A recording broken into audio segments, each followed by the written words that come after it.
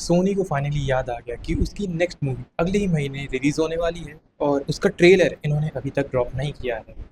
अब मैं सोनी वालों को भी दोष नहीं दे सकता है क्योंकि पिछले कुछ दिनों से उनकी ज़िंदगी पीटर पार्कर से भी ज़्यादा ख़राब हो रखी है। पहले तो इनका आने वाला जो ट्रेलर था वो पहले से ही लीक हो गया। उसके अलावा से ऊपर से रिपोर्ट्स आई कि किसी के पास पूरी की पूरी मूवी पड़ी हुई है और वो धमकी दे रहा है कि वो पूरी मूवी लीक कर देगा।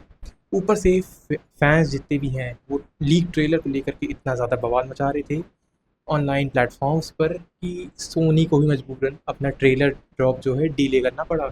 लेकिन फाइनली सोनी को ट्रेलर निकालना ही पड़ा और इस ट्रेलर को देखने के बाद जितना बार मैं जिसको देख रहा हूँ उतनी ही ज़्यादा चीज़ें और कंफ्यूजिंग होते जा रही हैं क्योंकि ठीक से कुछ समझ नहीं आ रहा है कि ट्रेलर आखिर किस चीज़ पे है। या तो ये विलेंस पे फोकस कर रहा है या तो पीटर पार्कर की म्यूटेशन पे, क्योंकि यहाँ पे सिर्फ स्कॉर्पियन, हल्क, पनिशर ही हम लोग को देखने को नहीं मिलने वाले। काफ़ी सारे ऐड से कैरेक्टर्स भी हैं जो कि ट्रेलर के अंदर ही हिडन है, मगर उनको ढूंढने में काफ़ी सारी दिक्कतें हो रही हैं। ऊपर से एक इनविजिबल थ्रेड जो कि ऐसा लग रहा है कि सीडी सिंह का कैरेक्टर होगा, वो पूरी मूवी टाइमलाइन को थोड़ा हिला करके रख दे रहा है। फिलहाल चलते हैं स्पाइडरमैन ब्रांड न्यू डे के इस नए ट्रेलर को ब्रेक डाउन करने। ट्रेलर के स्टार्टिंग में हम स्पाइडरमैन को एक किसी ऊंची सी बिल्डिंग से गिरता हुआ देखते हैं और हमें पता चलता है कि ये स्कॉर्पियन से लड़ रहा होता है।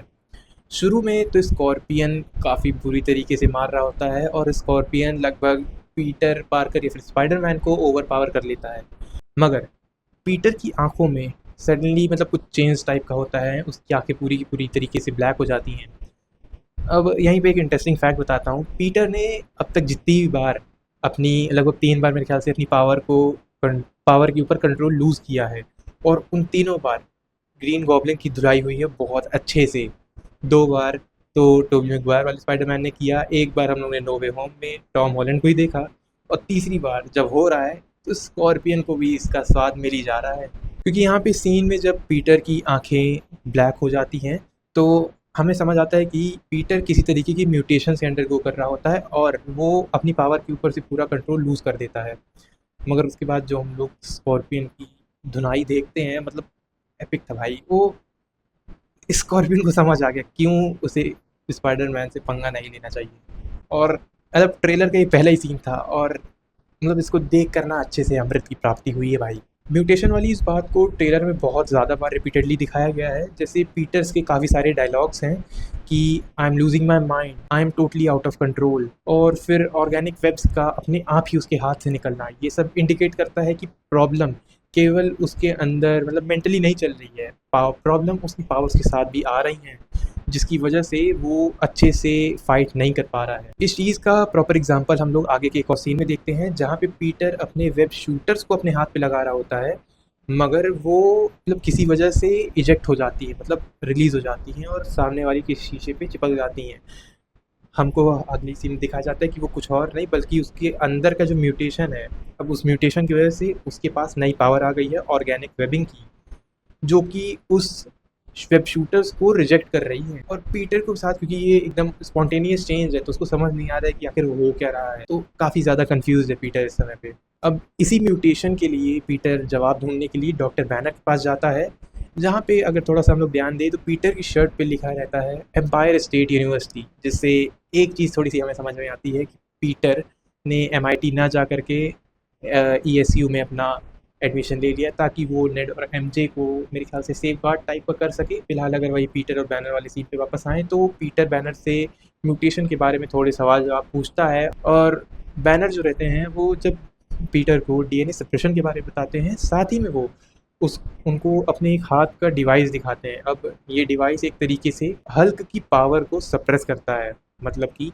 ये बैनर को सैवेज हल्क में ट्रांसफॉर्म करने से रोकता है ये डिवाइस। अब एक चीज़ समझ नहीं आ रही है कि आखिर जो स्मार्ट हल्क था वो कैसे नॉर्मल ह्यूमन में चेंज हुआ और फिर ये सैवेज हल्क कैसे आया। ये सारी चीज़ें मे भी हम लोग को मूवी में आके एक्सप्लेन कर दी जाएँ। तो अभी के लिए तो ये कन्फ्यूजन बनी हुई है फिलहाल। बैनर वहाँ पे ये भी जोक करता है कि अगर तुम मेरे हाथ पे ये डिवाइस ना देखो तो भाग जाना, क्योंकि फिर उस मौके पे ना मैं तुम्हें जानता हूँ ना तुम मुझे। पीटर फिर बैनर से पूछता है कि म्यूटेशन के गुड और बैड इफेक्ट्स को कैसे कंट्रोल किया जाए। अब इस पे जो है अपने बाबा बैनर जो है एक प्रवचन देते हैं पीटर को कि अच्छाई और बुराई प्रकृति की एक नियम है, इसको तुम न बिगाड़ सकते हो न बना सकते हो, इसको तुम्हें एक्सेप्ट करना होगा। बैनर मेरे ख्याल से ऐसा इसलिए कहा क्योंकि बैनर के साथ भी कुछ चीज़ें ऐसी हुई हैं क्योंकि हल्क के वो नेगेटिव साइड को कंट्रोल नहीं कर सकता तो उसने अपनाना शुरू कर दिया। मे बी इसलिए बैनर ऐसा कुछ कह रहा है, क्या पता हमें। अब देखो यहाँ पे पीटर की ऐसी बातें अचानक से आकर के डीएनए म्यूटेशन, सप्रेशन और इन सारी चीज़ों के बारे में बात करना कोई नॉर्मल स्टूडेंट तो नहीं करेगा। तो बैनर तुरंत समझ जाता है कि ये पीटर का कोई नॉर्मल स्टूडेंट नहीं है, तो वो उससे वापस पूछता है कि तुम मेरे क्लास के तो नहीं लगते हो। ट्रेलर को आगे बढ़ते हुए हम देखते हैं तो एक मेट्ज़गर नाम का जो कैरेक्टर रहता है, अब कॉमिक बुक्स के हिसाब से मान के चले तो मेट्ज़गर जो रहता है एक एंटी म्यूटेंट एक्टिविस्ट रहता है। फ़िलहाल अर्थ 616 में मेरे ख्याल से इसका ये पहला पहला अपीयरेंस है शायद, जहाँ तक मुझे ध्यान आ रहा है ये पहला ही अपीयरेंस होगा उसका। फ़िलहाल वो पीटर को ये बताता है कि तुम इस समय एक इनविजिबल थ्रेट से लड़ रहे हो या फिर उसका सामना कर रहे हो जिसको कोई भी देख ही नहीं सकता है और कोई भी इसे कंट्रोल भी नहीं कर सकता है। ट्रेलर का इसका नेक्स्ट शॉट में हम देखते हैं कि एक बहुत ही बड़ी मैसिव सी शॉक वेव दिखाई देती है। अब ये न्यूयॉर्क सेंट्रल मतलब यहाँ पे जो दोनों ब्रिज कनेक्ट करते हैं उसके बीच में जो आइलैंड टाइप का है उसमें से ओरिजिनेट किया है। कौन किया, कैसे किया, ये तो हमें बिल्कुल नहीं दिखाया जाता है, मगर उस शॉकवेव की वजह से हम देखते हैं कि पूरा का पूरा न्यूयॉर्क सिटी जो है अफेक्ट हो जाती है। और वहीं पे मेड्सगर का हम लोग नरेशन सुनते हैं कि उसमें से 2 लोग जो रहते हैं, वो इससे इम्यून रहते हैं। पहला तो स्पाइडरमैन क्योंकि अपने स्पाइडर सेंसेस की वजह से, दूसरा रहता है पनिशर। अब पनिशर कैसे है भाई, बहुत बड़ा सवाल आता है ये, लेकिन एक चीज़ जो समझ में आती है, पनिशर का दिमाग इतना ज़्यादा खोखला हो चुका है ना कि क्या बिगाड़ सकते तुम? इतना मेस्ड अप ब्रेन है उसका, तुम कुछ कर ही नहीं सकते। He is immune to every mental thing. क्या ही कर लेगा कोई उसके मतलब दिमाग घुस के क्या ही कर लेगा? जो अगर उसके दिमाग में घुसना भी चाहेगा ना, उसका दिमाग खुद से खराब हो जाएगा। बाद में मेट्ज़गर ये भी बताता है कि पीटर ही ऐसा वो है जो इसको सेंस कर सकता है। आई मीन क्योंकि पीटर सेंसेस की मैंने बात की, स्पाइडर सेंसेस की मैंने बात की, तो पीटर क्या करता है मतलब कुछ ऐसे डिवाइसेज़ का इस्तेमाल करता है आई थिंक, जो ट्रैक कर पा रहा रहता है वो एक पर्सन से जैसे दूसरे पर्सन में वो जंप कर रहा रहता है माइंड ट्रांसफ़र के थ्रू। तो वो पीटर उसको ट्रैक कर पा रहा रहता है ताकि वो उसको पकड़ पाए और जान पाए कि उसकी असलियत क्या है, कौन है। अब जैसे लोगों के माइंड को मतलब छीन करके अफेक्ट करना, ये वाला खेल पीटर के साथ भी हो रहा था। मतलब एग्जैक्टली पीटर के ऊपर नहीं, बट इनडायरेक्टली उसके साथ भी यही चीज़ हो रही थी, क्योंकि हम देखते हैं रैंडमली लोग आकर के उससे उसके अंदर के मॉन्स्टर जो कि आई मीन सोचो किसी के अंदर कुछ म्यूटेशन चल रहा है और किसी को भी नहीं पता है, मगर रैंडमली तुमसे आके तुम्हारे बारे में कोई पूछ रहा है, तो एक बार के लिए तो डर लगेगा ही। ऊपर से वो एमजे के बारे में भी पूछते हैं कि is MJ safe, should I see what she is doing. मतलब कोई भी आदमी डर जाएगा यार, जिसकी आइडेंटिटी हर कोई भूल चुका है, जिसके बारे में कोई नहीं जानता है। पीटर ने एमजे और नेड को सेफ गार्ड करने के लिए ही ये सब किया था, और अगर कोई उन्हीं के बारे में अचानक से पूछे तो डर तो लगेगा ही। तो पीटर को जैसे ही पता चलता है कि एमजे खतरे में है, तो पीटर क्या करता है, वो एमजे के पास जाता है, उसको कहता है कि तुम्हारी जान खतरे में है, सीधे वो बुला लेता है। और एमजे मतलब वो एक कुछ ना सवाल ना जवाब, फाइन। क्या भाई, क्या ही कैरेक्टर है। वो आके मतलब पीटर क्या करता है, उसको फ्रैंक कैसल के पास जहाँ पे भी उसका सीक्रेट हाइड आउट लोकेशन है उसके पास छोड़ देता है। और फ्रैंक भी एक बार क्वेश्चन करता है कि आखिर किसी को भी छोड़ जाओ क्या मेरे पास, क्या हूँ मैं। अब एमजे और नेट की बात करें तो फिलहाल इस वाले ट्रेलर में हम लोग बताया गया कि ये दोनों एमआईटी के फाइनल ईयर में हैं। अगर पहला ट्रेलर तुम लोग को अच्छे से याद हो तो पहले ट्रेलर के पहले सीन में ही हमको दिखाया जाता है कि वो लोग कहते हैं कि फर्स्ट डे एट एमआईटी। तो एक तरीके से मेरे ख्याल से ये पूरी जो जर्नी रहेगी 4 साल की, वो हम लोग को टाइम स्किप करके दिखाई जाएगी कि पीटर कैसे कई सारे, हमें पता है कि विलन्स बहुत सारे आने वाले हैं, तो टाइम स्किप में कई सारे लोग को मारेगा, जैसे मेरे ख्याल से टैरेंटुला, बूमरैंग, इन सबको। तो लास्ट मेरे ख्याल से जो मेन एक्ट हम लोग का चलेगा वो फाइनल सेमेस्टर के अराउंड ही चलेगा। फिलहाल जब पीटर नेड से मिलता है तो फिलहाल वो लोग एक पार्टी में मिलते हैं। तो पीटर जब नेड से मिलता है तो वो देखता है कि नेड के रूम में मतलब स्पाइडरमैन की बहुत सारी तस्वीरें हैं। नेड वापस से ये खोजने की कोशिश कर रहा है कि आखिर इस मास्क के पीछे है कौन, कौन है स्पाइडरमैन।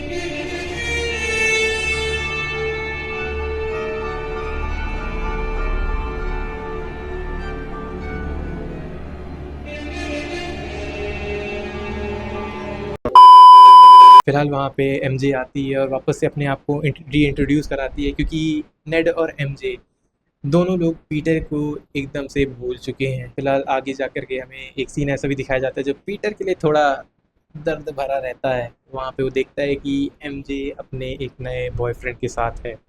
इसको देख कर के भाई पीटर का दिल मतलब देख के लग रहा है कि भाई बेचारे का दिल बहुत टूटा है। मतलब अकेला भी है, डिप्रेस्ड भी है, मतलब उसकी बंदी किसी और के साथ है, मतलब क्या ही चल रहा है भाई। But I think we all wished for this, we all prayed for the time like this कि हमें ऐसा स्ट्रीट लेवल स्पाइडरमैन चाहिए जो डिप्रेस्ड हो, अकेला हो। तो अब आगे ट्रेलर में हम फाइनली हल्क को देखते हैं, मतलब सैवेज हल्क, वो भी 2012 के बाद से अब जाके हम लोग हल्क का प्रॉपर ट्रांसफॉर्मेशन देख रहे हैं। पर सोचो 14 साल हो चुके हैं इस बात को, हम लोग ने हल्क का ट्रांसफॉर्मेशन नहीं देखा। तुम्हें अगर याद, तुम्हें लग रहा होगा कि अगर तुमने एज ऑफ अल्ट्रॉन देखा तो एज ऑफ अल्ट्रॉन में हमने ट्रांसफॉर्मेशन नहीं देखा।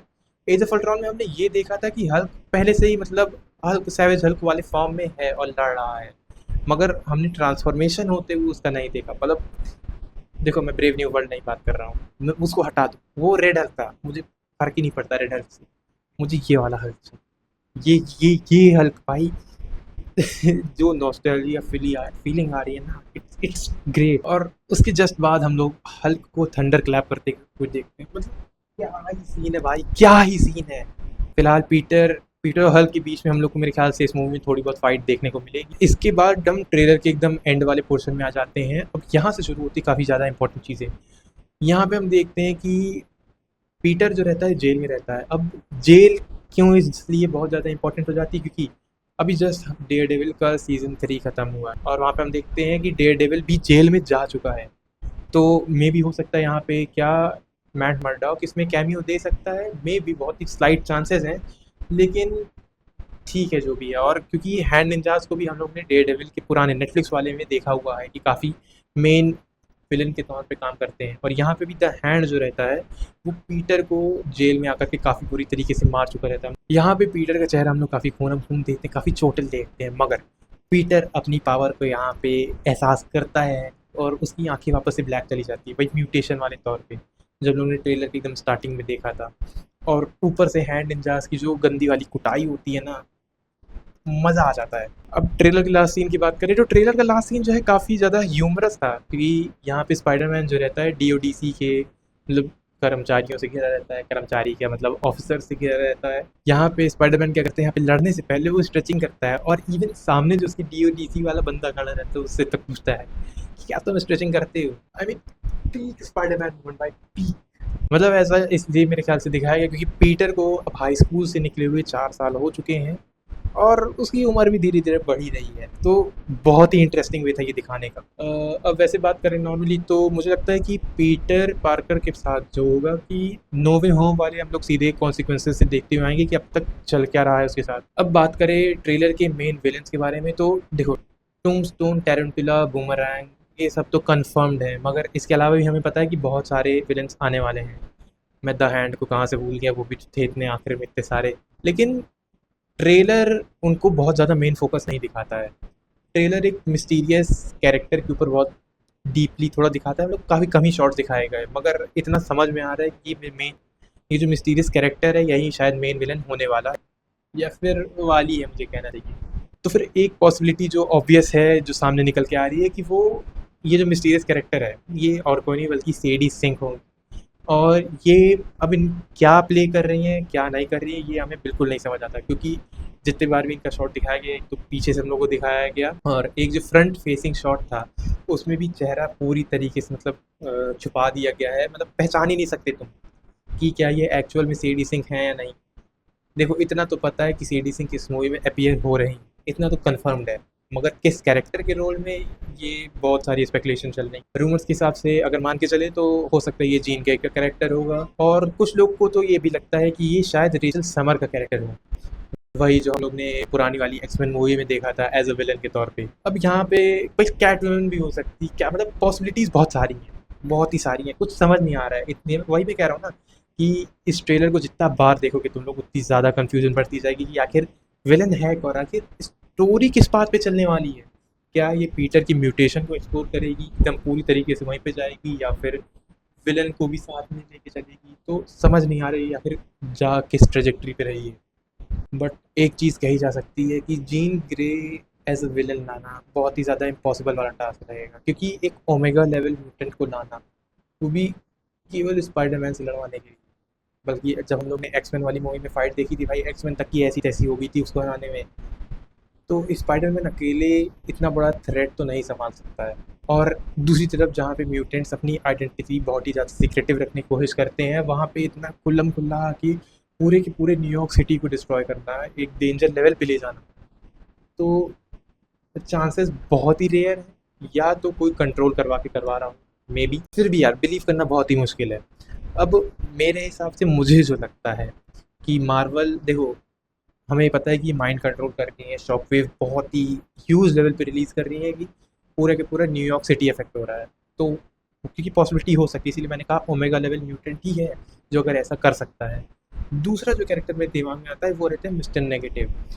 हाँ, मुझे लग पता है कि शुरू में इस रूमर्स आए थे कि ये होने वाले हैं, फिर बाद में मना कर दिए गए थे नहीं होने वाले हैं, लेकिन तुम अगर लेके चलो तो यही एक कैरेक्टर है जो कि चलते फिरते किसी के ऊपर भी माइंड कंट्रोल कर सकता है, और शॉकवेव भी मेरे ख्याल से इतने बड़े लेवल पे वही एक कैरेक्टर है। अब हो सकता है कि हमने पिछली वाली मूवी में भी देखा कि मार्वल ने सिल्वर सर्फर के कैरेक्टर को मेल से फीमेल कर दिया, तो हो सकता है यहाँ पे भी मिस्टर नेगेटिव की जगह हमें मिसेस नेगेटिव देखने को मिले।